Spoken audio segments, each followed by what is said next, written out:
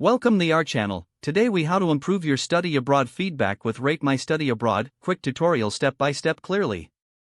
To improve your study abroad feedback with RateMyStudyAbroad, start by visiting the RateMyStudyAbroad website. Create an account if you don't already have one. Once logged in, navigate to the search bar on the home page. Type in the name of your university or study abroad program. Select your program from the search results. This will take you to the program's main page. Here, you'll see various reviews and feedback from other students. Take the time to read through these reviews for valuable insights.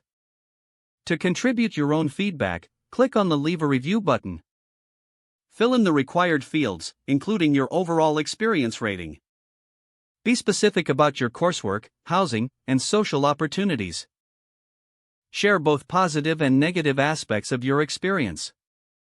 Use clear and concise language to make your review easy to read. After writing your review, check for any spelling or grammar mistakes. Once satisfied, submit your review to share with others.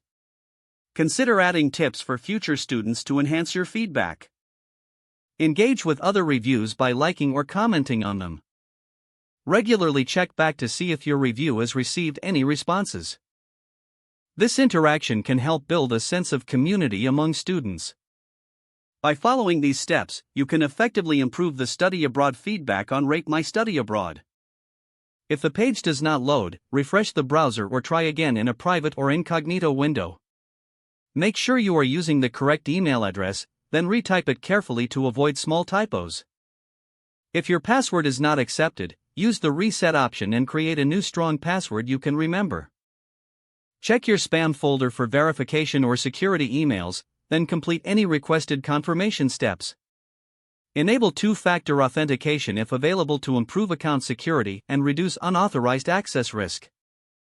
After signing in, review your profile details so your contact information and settings are accurate and current. If you see an error message, note it down and try again after restarting your device and internet connection.